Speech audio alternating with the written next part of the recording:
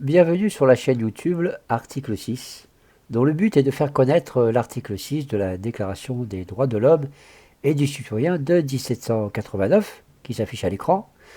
Et comme je le dis au début de chaque vidéo, l'objectif de cette chaîne est d'interpeller un maximum de personnes sur l'importance que cet article, qui fait partie de notre Constitution, a à être respecté.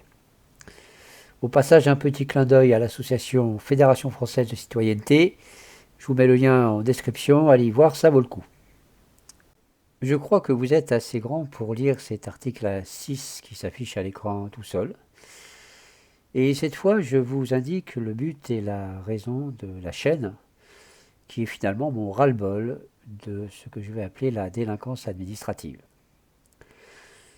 Alors comme j'ai arrêté de faire des sondages, si vous voulez donner votre avis désormais, les commentaires sont là pour ça. Quand il s'agit des lois qui régissent nos vies, je crois que cela vaut le coup de prendre son temps pour bien les comprendre et ne pas se faire avoir.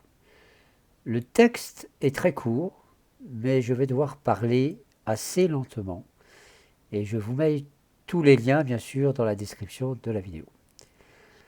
Alors il y a tellement de sujets à aborder et toujours la même question, est-ce vraiment l'expression de la volonté générale? Et il y a aussi la loi est la même pour tous. Cela vaut donc aussi pour la personne morale, administration. Le but de cette chaîne est donc d'opposer à l'administration, qui se croit toute puissante, la loi et de l'obliger à la respecter. En réalité, l'administration est composée de personnes qui obéissent à leur hiérarchie sous prétexte qu'une loi ou une règle le leur permet. Or, dans la majorité des cas, les lois ou les règles qui nous servent vont à l'encontre de l'intérêt général et sont l'inverse de la volonté générale telle que définie dans l'article 6 des droits de l'homme. Le pire, c'est que le fonctionnaire qui applique ce type de loi va souvent à l'encontre de l'intérêt de sa propre famille. Il y a beaucoup d'exemples de cela et il faut le dire jusqu'à ce que ces gens le comprennent, ou encore que leur famille le comprenne et que cela s'arrête. Prenons un exemple de délinquance administrative et policière. Dans notre beau pays, le vol, il me semble, est interdit. Le vol, tel que défini dans l'article 311.1 du Code pénal, est la soustraction frauduleuse de la chose d'autrui. Donc, prendre un article dans un magasin et ne pas payer, c'est passer en fraude à la caisse. Faire croire à quelqu'un qu'une pièce est en or alors que c'est du plaqué or, c'est une fraude.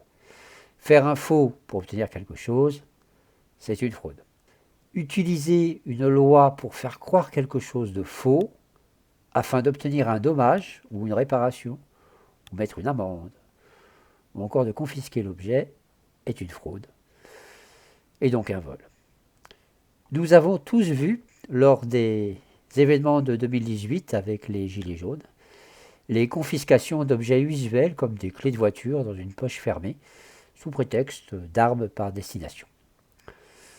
On regarde un peu plus près, une arme par destination, telle que définie par l'article 135-75 du Code pénal, est tout autre objet susceptible de présenter un danger pour les personnes, est assimilé à une arme dès lors qu'il est utilisé pour tuer, blesser ou menacer, ou qu'il est destiné, par celui qui en est le porteur, à tuer, blesser ou menacer. Donc tant que les clés de voiture n'ont pas été utilisées pour tuer, blesser ou menacer, elles restent un objet usuel. Quant à apporter la preuve que la personne l'avait dans sa poche pour lui donner cette fonction plus tard, nous savons que c'est impossible et que la personne est protégée par la présomption d'innocence que nous trouvons au point 3 de l'article préliminaire du Code pénal, à savoir « Toute personne suspectée ou poursuivie est présumée innocente tant que sa culpabilité n'a pas été établie. Les atteintes à sa présomption d'innocence sont prévenues, réparées et réprimées dans les conditions prévues par la loi. » Donc avant de confisquer les clés de voiture dans la poche fermée d'un citoyen, le policier doit prouver soit que le citoyen a utilisé cet objet pour menacer, tuer ou blesser, ou qu'il avait l'intention de s'en servir comme arme. Sinon, c'est une atteinte à sa présomption d'innocence et la confiscation des clés devient une soustraction frauduleuse de la chose d'autrui, en d'autres termes, un vol à main armée, en réunion. Et on peut aussi rajouter d'autres articles, les juristes comprendront, organisation, etc. Pour moi, la loi est l'expression de la volonté générale, c'est non négociable, et je ne crois pas que la volonté générale soit de donner le droit à nos policiers de faire ce genre de choses, mais ceci étant un exemple parmi tant d'autres, vraiment, je pense qu'il est l'heure que cela cesse. Nous avons été d'un tel laxisme avec notre administration qu'aujourd'hui, il nous propose une pluie de PV en tout genre. Alors il est plus que temps d'agir. Merci donc pour votre écoute, et surtout, merci de partager un maximum, de faire connaître ces lois pour nous protéger de notre administration, de vous abonner si ce n'est déjà fait, de mettre un pouce pour monter la chaîne. Vous pouvez aussi donner votre avis dans les commentaires, que je laisserai à l'avis de tous. En attendant, bonne semaine à vous, surtout prenez bien soin de vous et on se dit à bientôt.